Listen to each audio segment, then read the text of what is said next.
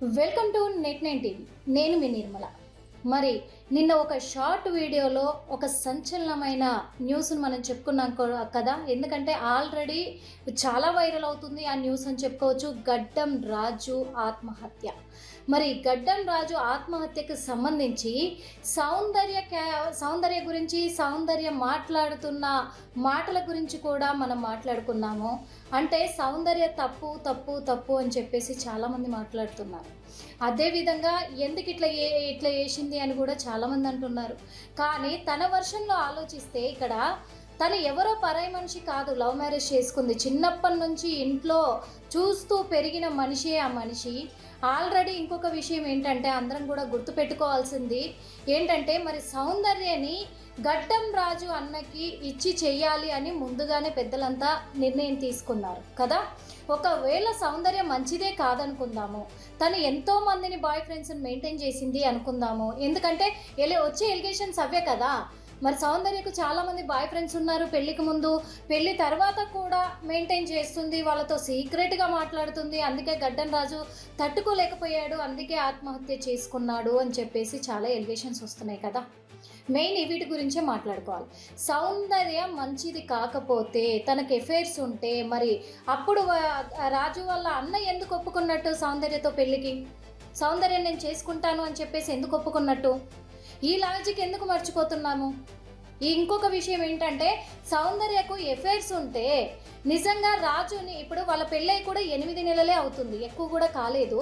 ఈ 8 నెలల ముందు నుంచే ఉంటుంది కదా ఎఫైర్. అయితే ఇప్పుడు కొత్తగా ఏర్పడదు కదా. మరి అతనితోనే వెళ్ళిపోతుంది కదా. రాజుని ఎందుకు పెళ్లి చేసుకుంటుంది? ఇంకొక విషయం, పెళ్లి చేసుకుంది, పెళ్లికి ముందు ఎఫైర్ ఉంది, ఓకే. పెళ్లి తర్వాత మారలేదు అని ఎందుకు అనుకోవాలి? మారింది కాబట్టే రాజుతో కలిసి బతకాలి అనుకుంది. ఇంకొక విషయం ఎందుకు ఇంత ఖచ్చితంగా చెప్తున్నాను అంటే, ఒక ఛానల్లో వాళ్ళు రెంటుకుంటున్న ఇంటి ఓనరే తనే స్వయంగా చెప్పడం జరిగింది, నాకు రెంట్ పే చేసేది కూడా సౌందర్యనే, రెంట్ ఎంత, కరెంటు బిల్ ఎంత, వాటర్ బిల్ ఎంత అన్నీ కూడా తనే నన్ను అడిగి నాకు తన అకౌంట్ నుంచే ట్రాన్సాక్షన్ అవుతాయి డబ్బులు అని చెప్పేసి చెప్పడం జరిగింది. ఇంకొక విషయం ఏంటంటే, రాజుకు తాగడం అలవాటు ఉంది, స్మోకింగ్ అలవాటు ఉంది. 1-2 సార్లు తన ఫ్రెండ్స్ని కూడా తీసుకొని వస్తే సౌందర్యని పిలిచి చెప్పాను, నేను మీ భర్త తాగితే ఓకే కానీ తన ఫ్రెండ్స్ని మాత్రం ఇంటికి తీసుకురావద్దని చెప్పు అని కూడా చెప్పడం జరిగింది నేను అని తను కూడా చెప్పడం జరిగింది స్వయంగా. ఎందుకు చెప్తున్నా ఇవన్నీ అంటే, ఇప్పుడు పెళ్ళైన తర్వాత వాళ్ళు ఎక్కడైతే ఉన్నారో అక్కడ ఉన్న వ్యక్తులకే ఏం జరిగింది అనే విషయం తెలుస్తుంది కాబట్టి వాళ్ళే చెప్తున్నారు. కాబట్టి ఇప్పుడు సౌందర్యం మీద కూడా అంటే అనవసరంగా ఎలిగేషన్స్ వేస్తున్నారు అని నేను అనట్లే. ఇద్దరిదే తప్పు ఉంది, ఒకరిదే తప్పు అని కూడా నేను అనట్లే. ఎందుకంటే ఇక్కడ కేవలం సౌందర్యదే తప్పు అనడానికి లేదు. చాలామంది అన్నారు భర్త చనిపోతే రావాలి కదా, ప్రేమించి పెళ్లి చేసుకుంది కదా అంటే, తను పోస్ట్ మార్టం దగ్గర కూడా వెళ్ళింది. అక్కడి నుంచే వెళ్ళడానికి ధైర్యం చేయలేదు. ఎందుకు చేయలేదంటే, ఎక్కడైనా కానీ తన కుటుంబం నుంచి తన కని పెంచి పెద్ద చేసిన కొడుకు ఈరోజు ఒకరి వల్ల ఆత్మహత్య చేసుకొని చనిపోయాడు అంటే, ఆ ఎవరి వల్ల అయితే ఆత్మహత్య చేసుకొని చనిపోయాడో ఆ వ్యక్తి అక్కడ నిందితులే అక్కడ కనిపిస్తూ ఉంటే ఏ తల్లిదండ్రులైనా తట్టుకోగలరా? ఏ కుటుంబ సభ్యులైనా ఊరుకోగలరా గొడవ చేయకుండా? కొంతమంది బయటలు ఇస్తూ ఉన్నారు కదా, వాళ్ళని నేను తప్పు పట్టలేదు. కానీ అన్న ఒక విషయం గుర్తుపెట్టుకోండి, మహా అయితే ఏమవుతుంది 2 మాటలు అంటారు, లేకపోతే చేయి చేసుకొని 2 దెబ్బలు కొడతారు అని చెప్పేసి కదా. ఓకే, మీరు అన్నదానికి యాక్సెప్ట్ నేను చేస్తున్నాను. కాకపోతే ఇక్కడ రాజు అంతగా కొడితేనే భరించినామే, వాళ్ళు 2 దెబ్బలు కొడితే తట్టుకోలేదా చెప్పు? కానీ సిచ్యువేషన్ అది కాదు. అక్కడ ఏంటి అంటే ఆవేశంలో ఉన్నారు, ఆవేదనలో ఉన్నారు. ఆ క్షణం ఇంకేదైనా చెయ్యొచ్చు, తన ప్రాణాలు కూడా తీసేంత ఇది కావచ్చు. నా కొడుకేలన్నప్పుడు నువ్వెందుకు అనే ఆవేశాలు అప్పుడు వస్తాయి కదా, చనిపోయిన కొడుకు కళ్ళ ముందుంటే. మరి అలాంటి సిచ్యువేషన్ వచ్చినప్పుడు మీరు వెళ్ళి కాపాడతారా, మేము వెళ్ళి కాపాడతామా చెప్పండి? దగ్గర ఎవరైనా ఉంటారా? లేదు కదా. మరి అదెందుకు ఆలోచించట్లే? మహా అయితే ఏమవుతుంది, 2 దెబ్బలు కొడతారు, తిడతారు, అంతే కదా. అంతకు మించి ఏమవుతుంది? చేసుకున్న భర్త కదా అన్నారు కదా. చేసుకున్న భర్త వాస్తవంగా చెప్పాలంటే రాజు విషయంలో నేను తప్పు పట్టట్లేదు. అది చాలా వరకు చాలా బాధను కలిగించే విషయము తన ఆత్మహత్య అనేది. ఎందుకు చెప్తున్నానంటే, ఒక ప్రాణం పోయింది అని అంటే ఆ ప్రాణం విలువ అందరికీ తెలుసు. ఉన్న ఈ 4 రోజులైనా ఎంతో ఆనందంగా తృప్తిగా ఉన్న దాంట్లో సర్దుకొని బతకాలి అనే ఈ చిన్న లైఫ్ అందరిది కూడా.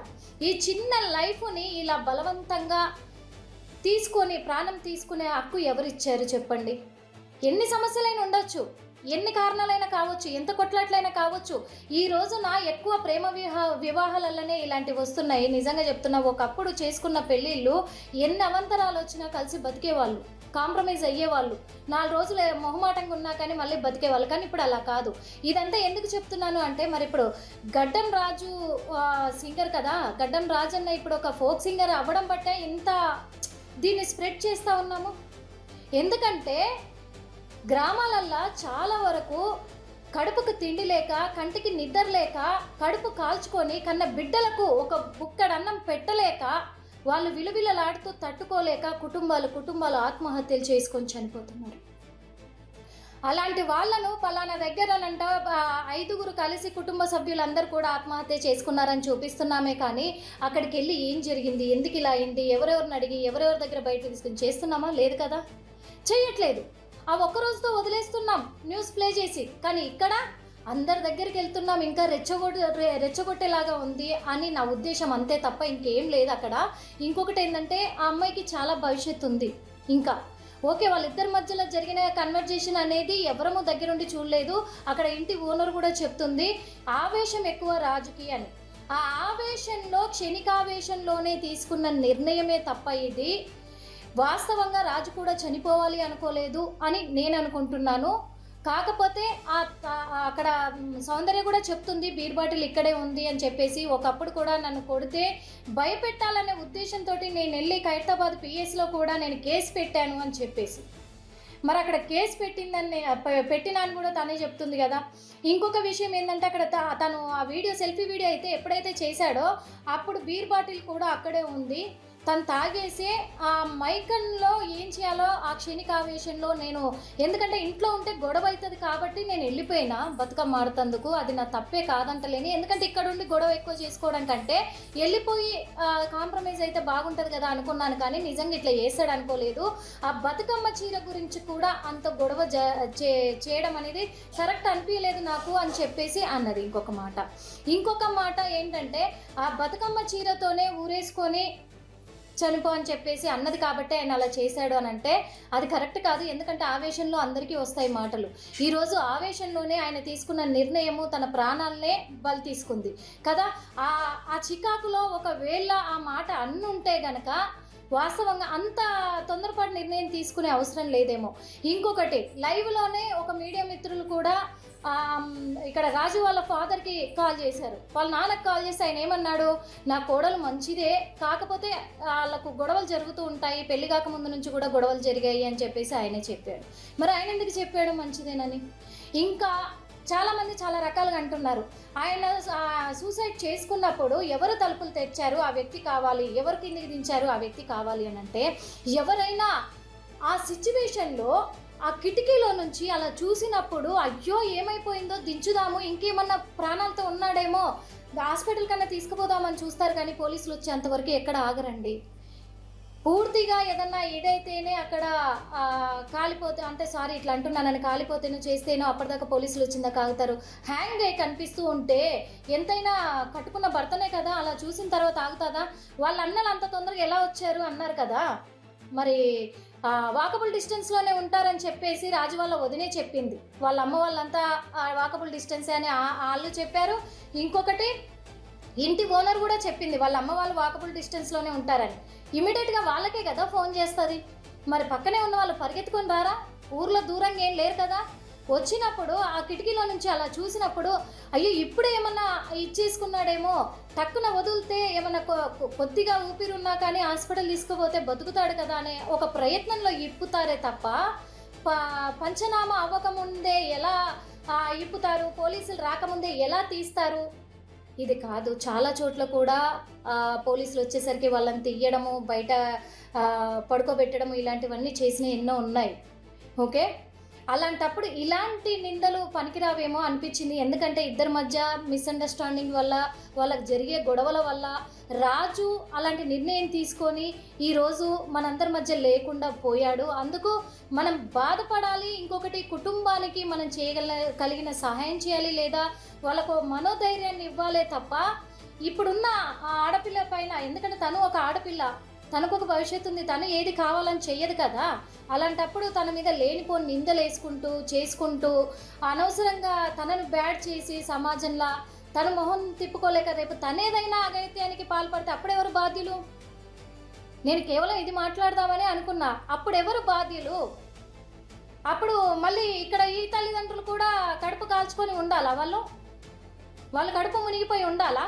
ప్రాణానికి ప్రాణమే ప్రతీకారం కాదు వాస్తవంగా. ఎందుకంటే ఒకవేళ సౌందర్య తప్పు చేసుంటే ఈరోజు రాజు ప్రాణాలు పోవడానికి సౌందర్య నిజంగా కారణమైతే తన మనస్సాక్షికి తెలుసు కదా. ఈ రోజు కాకపోయినా ఇంకా కొన్ని రోజులకైనా తను అనుభవిస్తుంది కదా. అందుకే అంటున్నా, ఇలాంటి ఆడదానికి శిక్ష పడాలి అని కొంతమంది సింగర్లు కూడా మాట్లాడారు. అంటే నేను తప్పు పట్టట్లేదన్నా మిమ్మల్ని, కాకపోతే ఏంటంటే ఆమె పట్ల ఆమె వర్షన్ కూడా ఆలోచించాలి. తనతోనే తిరిగారు కదా, రాజుతోనే, మీరు ఫ్రెండ్సే కదా, తనకు ఎంత ఆవేశం ఉంది ఏంటి అనేది మీకు తెలీదా? తెలిసిందే కదా. అలాంటప్పుడు ఓకే, వాళ్ళిద్దరి మధ్య జరిగింది, ఆ అమ్మాయి మీద కేసు పెట్టండి, లీగల్గా వెళ్ళండి, అంతేగాని మళ్ళీ మీడియా ముందు అలా బ్యాడ్ చేసి మాట్లాడడం అనేది కరెక్ట్ కాదేమో అని నేను అనుకుంటున్నా. వాళ్ళు చిన్నప్పటి నుంచి కలిసి పెరిగిన వాళ్ళే, కలిసి ఉన్న వాళ్ళే, కలిసి తిన్న వాళ్ళే, ఈరోజు వాళ్ళిద్దరూ ఒకటై పెళ్లి చేసుకున్న వాళ్ళే. అలాంటప్పుడు మధ్యలో మనం ఎన్ని మాట్లాడినా అది అనవసరం కూడా, అది వేస్ట్. ఎందుకు అలాంటి నిందలు వేయడం అనేది నా ఒక ఒపీనియను. అదే కాకుండా ఇంకొక విషయం మీకు చెప్దాం అనుకున్నాను. ఏంటంటే ఈరోజు ఏదైనా ఇన్సిడెంట్ జరిగింది సెలబ్రిటీ ఇళ్ళల్లో అంటే ఫస్ట్ అబ్బాయి వాళ్ళ ఇంటికి వెళ్ళిపోతున్నాం, అక్కడ వాళ్ళ వర్షన్ వింటున్నాం, అదే టెలికాస్ట్ చేస్తున్నాం. అయితే అమ్మాయి వాళ్ళ వర్షన్ వినట్లేదు. అంటే అమ్మాయి కావచ్చు, అబ్బాయి కావచ్చు, ఇక్కడ నిందితులు ఎవరైతే ఉన్నారో ఆ నిందితుల వర్షన్ ఫస్ట్ వినకుండా బాధితుల దగ్గరికి వెళ్ళిపోతున్నాము. బాధితులు చెప్పిందే మనము ఫస్ట్ టెలికాస్ట్ చేస్తున్నాము. నిందితుల మీద ఒక ట్యాగ్ లైన్ పెట్టేస్తున్నాం, తమ్ లైన్ అయితే పెట్టేసి చేసిన తర్వాత మళ్ళీ నిందితుల ఇంటికి వెళ్తున్నాం. నిందితుల ఇంటికి వెళ్ళినాక కొన్ని నిజాలు బయటకు వస్తే అయ్యో ఇలా జరిగిందంట అని, అంటే వాళ్ళు ఆల్రెడీ అంతా బద్నాం అయిపోయినాక అయ్యో ఇలా జరిగిందంట అని మళ్ళీ థంబ్నెయిల్ పెడుతున్నాం. అంటే దయచేసి నేను మాట్లాడిందంతా తప్పుంటే క్షమించండి అందరు కూడా, మీడియా మిత్రులు కూడా. నేను తప్పుగా మాట్లాడతలేనని నేను అనుకుంటున్నా. కాకపోతే ఏదైనా ఇన్సిడెంట్ జరిగింది అంటే అక్కడికి వెళ్దాం, ఏం జరిగిందో చూపిద్దాం. కానీ రెండు వైపులా చేసినాక, అంటే అదంతా అయిపోయినాక చేసినాక అప్పుడు చేసి ఏం చేసుకుంటాం అనొచ్చు. కానీ అలాంటప్పుడు ఇప్పుడు బాధితులు ఎవరైతే ఉన్నారో ఆ బాధితులది ఒక్కరిదే న్యాయము, వీళ్ళది న్యాయం లేదు అన్యాయం అని చెప్పి వాళ్ళ క్యారెక్టర్ని డిసైడ్ చేసే హక్కు కూడా మనకు లేదు కదన్నా. ఒక చిన్న విషయం, వాళ్ళ క్యారెక్టర్ మీద నిందలేసే హక్కు కూడా మనకు లేదు కదా. అలాంటప్పుడు ఇమ్మీడియట్గా అదే రోజు రెండు ఫ్యామిలీస్తో మాట్లాడి క్లారిటీ తీసుకునే ప్రయత్నం చేద్దాం.